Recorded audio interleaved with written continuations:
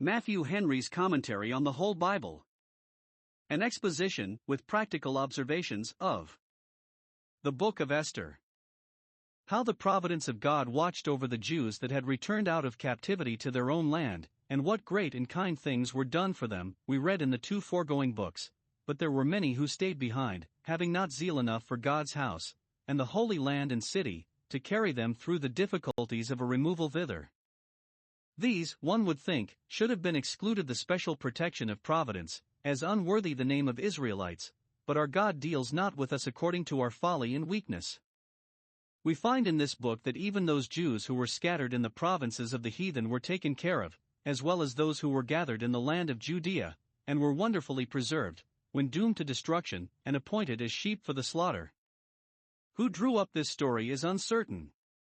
Mordecai was as able as any man to relate, on his own knowledge, the several passages of it, quorum pars magna fiat, for he bore a conspicuous part in it, and that he wrote such an account of them as was necessary to inform his people of the grounds of their observing the feast of Purim. We are told, chapter 9 verse 20, Mordecai wrote these things, and sent them enclosed in letters to all the Jews, and therefore we have reason to think he was the penman of the whole book.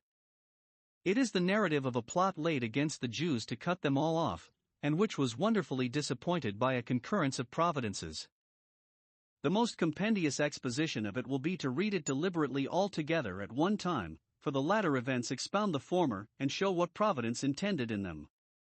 The name of God is not found in this book, but the apocryphal addition to it, which is not in the Hebrew, nor was ever received by the Jews into the canon, containing 6 chapters, begins thus: Then Mordecai said, God has done these things.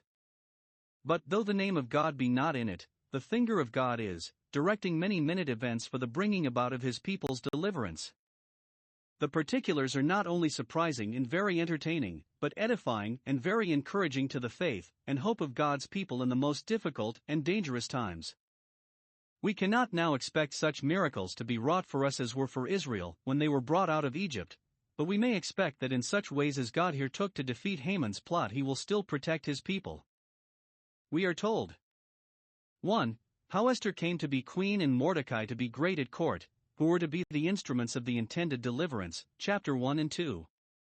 2. Upon what provocation, and by what arts, Haman the Amalekite obtained an order for the destruction of all the Jews, chapter 3.